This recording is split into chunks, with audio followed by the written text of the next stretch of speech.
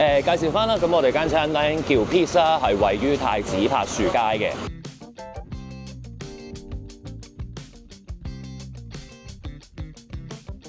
呢間餐廳主要就西餐為主啦，咁同埋都會有啲午餐啊、晚餐。咁午餐咧，我哋咖喱汁啊、黑椒汁或者茄汁呢啲都係個廚師佢自己熬出嚟個汁，咁就可能同出面有啲唔同咯。另外晚餐我哋主要有豬手啊、卡波尼意粉、牛肩胛、羊架，呢啲都係我哋嘅signature。咁夜晚我哋有啤酒啊、威士忌啊、cocktail 咁樣俾人飲下酒啊、輕鬆下嗰啲咁樣咯。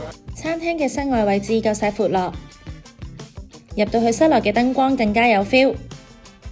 當然唔少得仲有吧台位置啦。睇完環境，快啲試埋呢度嘅食物先。首先試下日式薯仔沙律，口感好順滑，食落都幾 fresh。德國啤酒豬手嘅份量唔單止多，外皮仲烤到非常酥脆，肉質依然好嫩滑，每一啖都帶有微微嘅蜜香同回甘。望到呢塊美國牛肩胛扒真係流晒口水，焦香嘅表皮加上簡單嘅調味已經好足夠，凸顯到牛肉嘅香味同肉質。鍾意食羊嘅朋友必點呢個法式羊架，廚師將火候同熟度處理得啱啱好，夠晒 juicy。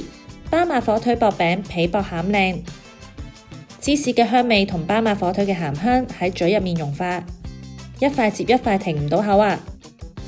呢度嘅卡邦尼意粉同黑松露蘆筍蘑菇飯都一樣咁出色㗎。